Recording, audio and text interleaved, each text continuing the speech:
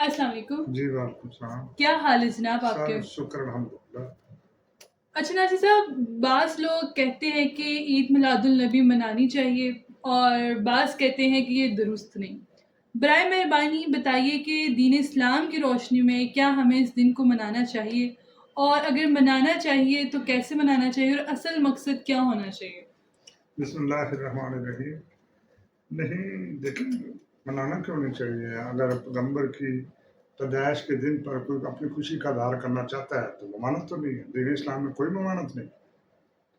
मगर ये है कि जो शिरकिया कलमात बोले जाते हैं, यानी जाहलाना नातें, ये जो कवालियाँ वगैरह ये लोग चलाते हैं, वो कुफर है जो बात शिरक के ज़माने में आ रही है। देखिए, पैगम्बर की पैदाइश के दिन की खुशी में किसी को खाना खिलाना, अच्छे कपड़े पहनना या ईद के तौर पर मना लेना।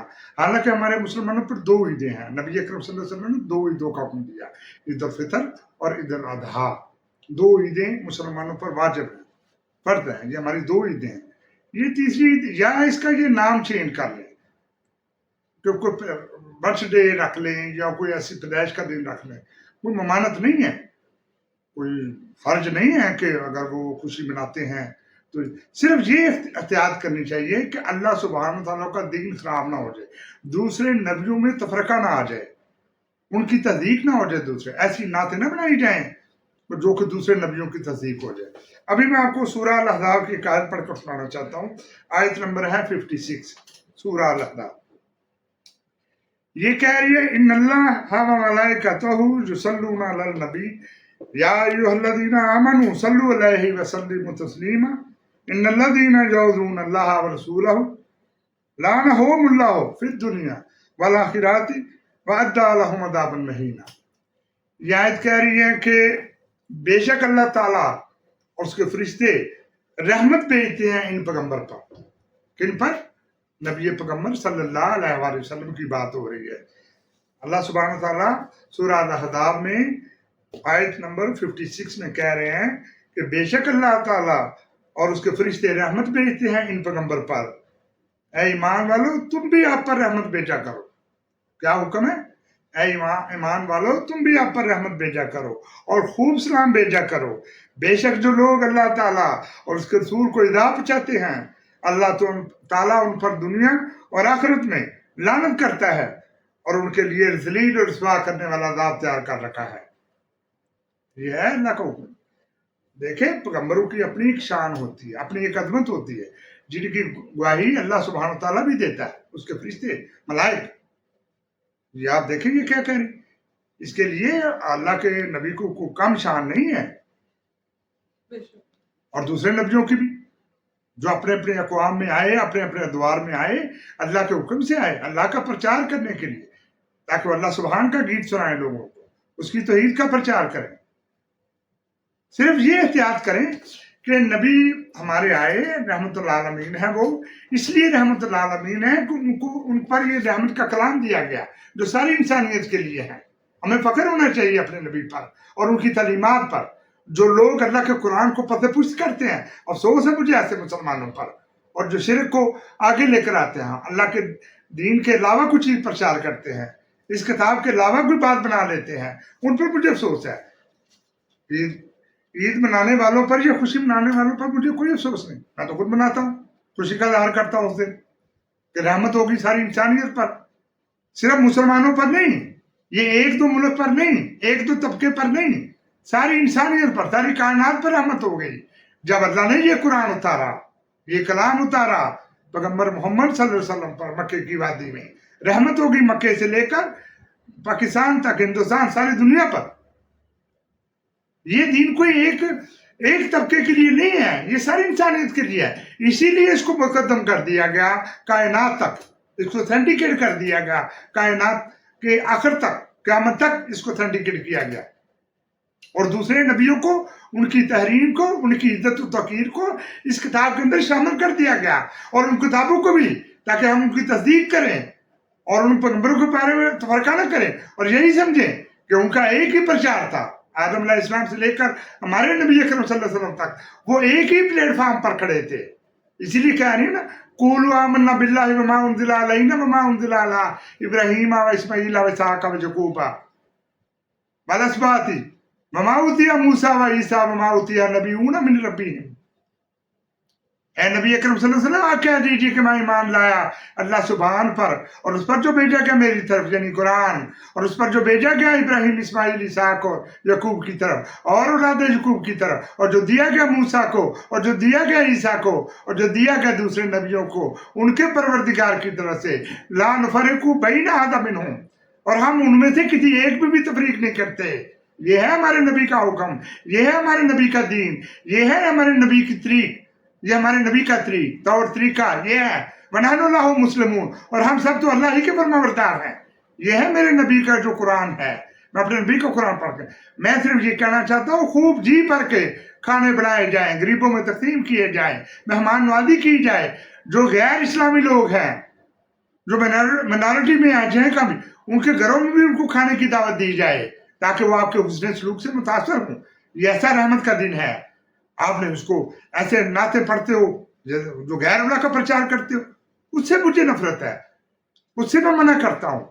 ایسا نہ کرو کہ اللہ سبحان ناراض ہو جائے. ایسے کلمات ادا نہ کرو.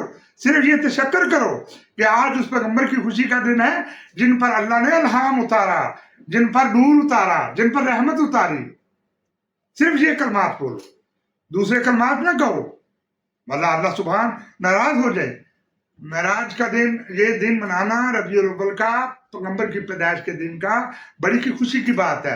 خوب جی کر کے خوشی مناؤ سارا دن، خوب دعوتیں کرو، خوب اچھے اچھے کھانے بناؤ، خوب اچھے اچھے کپڑے پہنو، لوگوں کی مہمان نوازی کرو، نہ صرف مسلم لوگوں کی، غیر مسلموں سے بھی اچھا سلوک کرو. یہ ہے اللہ کا حکم، یہ ہے طریق، یہ ہمارے پیغمبر کا طریق. ہمارے پیغمبر کا کیا طریق ہے؟ قرآن میں کیا کہہ رہا ہے؟ اولئک الذین انعم اللہ علیہم نبیین من ذریۃ آدم. یہ وہ لوگ ہیں جن پر اللہ سبحانہ نے انعام کیا، یہ انبیاء ہیں اور آدم کی نسل سے ہیں. وممن حملنا مع نوح ومن ذریۃ ابراہیم و اسرائیل، اور یہ ان لوگوں میں سے ہیں جن کو ہم نے نوح کے ساتھ کشتی میں سوار کیا تھا، اور یہ ابراہیم کی اور یعقوب کی نسل سے ہیں. وممن ہدینا واجتبینا، اور یہ وہ لوگ ہیں جن کو ہم نے مقبول کیا اور ہدایت کی. اذا تتلی علیہم آیات الرحمن خروا سجدا کیا، اور یہ لوگ ہیں جب ان کے سامنے اللہ کا ذکر بھی کیا جاتا تھا تو یہ رونے لگ جاتے تھے اور سجدہ میں گر جاتے تھے. یہ وہ لوگ ہیں جن پر اللہ نے نام کیا. لوگوں، پیغمبروں میں تفریق نہ کرو اور آپس میں تفرقہ نہ کرو، اور پیغمبر کا دن خوشی سے مناؤ. میں آپ کے ساتھ ہوں. اس میں کوئی ممانعت نہیں ہے، کوئی جرم نہیں ہے. یہ بڑی خوشی کا دن ہے جو 12 ربیع الاول ہے. رحمت العالمین، جو نبی سارے جہانوں پر رحمت بن کر آیا، جو 2 جہانوں کا سردار ہے. ایسا نہیں ہے کہ ہم اس کی خوشی نہ منائیں، پر ایسے غیر جو شرک کے کلمات ہیں ان کو نہ بولا جائے، ان کو شامل نہ کیا جائے. جو ایسا کرے اس کو خود ہی منع کرو. یہ بڑی برکت والا دن ہے. میں خود مناتا ہوں، لیکن منانے کا طریق ہونا چاہیے. اپنے غیر ملکیوں کی، غیر مذہب کے لوگوں کی، غیر اسلامی لوگوں کی خوب جی بھر کے ان کی دعوتیں کرو، ان کے گھروں میں کھانا پہنچاؤ. آج ہمارے پیغمبر کی پیدائش کا دن ہے. یہ ہے، یہ نہیں کہ ہم سارا دن نعتیں جاہلوں کی طرح جہالت پھیلائیں اور نعتیں پڑھتے پھریں آپ اور نعرے مارتے رہیں یا رسول اللہ، لبیک یا رسول اللہ. یہ کفریہ کلمات ہیں. جب بھی دل کرے نعرہ مارنے کا تو یہی کہو لبیک اللہم لبیک. یہ ہے جو ہمارے پیغمبر نے طریق اپنایا، یہ ہے جو دوسرے پیغمبروں کا طریق تھا. اس کو نہ چھوڑو ورنہ تم اللہ سبحانہ سے دور ہو جاؤ، اللہ کے دین سے دور ہو جاتے ہیں. اور جو اللہ کی یاد کو چھوڑ دیتے ہیں اللہ سے دور، ان کے لیے یقیناً عذاب ہے، یقیناً عذاب ہے ان کے لیے. اس لیے میں ایک مسلم ہوں، ایز اے مسلم ہونے سے میں ریکویسٹ کرتا ہوں سارے امت مسلمہ سے کہ اس دن کو خوب منایا جائے. ان لوگوں جو آپ سے کمزور ہیں، آپ کے ملازم ہیں گھروں میں، جو یتیم ہیں، جو مسکین ہیں، جو راہگیر ہیں، جو مسافر ہیں، جو آپ کے ہمسائے ہیں، ان کا خصوصی خیال رکھا جائے. اور جو اقلیتوں میں ہیں، جو غیر مسلم ہیں، ان کا خیال رکھا جائے تاکہ وہ آپ کے احسان تلے دب جائیں اور وہ سمجھیں کہ آپ بہت بااخلاق ہیں. یہ ہے طریق محمد، یہ ہے دوسرے نبیوں کا طریق، یہ ہے میرے پیارے نبی کا طریق.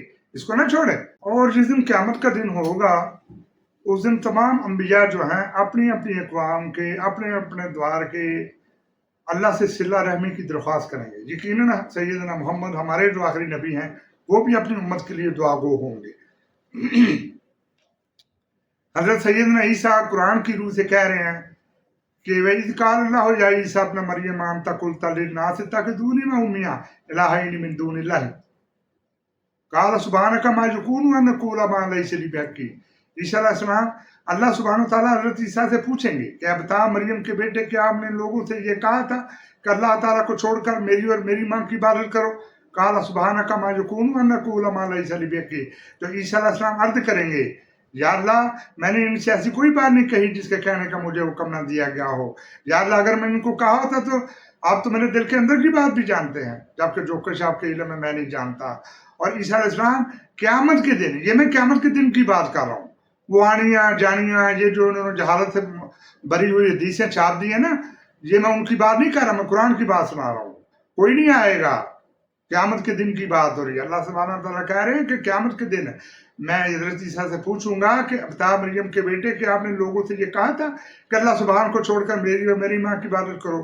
تو وہ کہیں گے، وہ عرض کریں گے یا اللہ آپ تو پاک ہے، یا اللہ اگر میں نے یہ بات کہی ہوتی تو آپ کے علم میں ہوتی، یا اللہ آپ تو میرے دل کے اندر کی بات بھی جانتے ہیں، جبکہ جو کچھ آپ کے علم میں ہے میں نہیں جانتا۔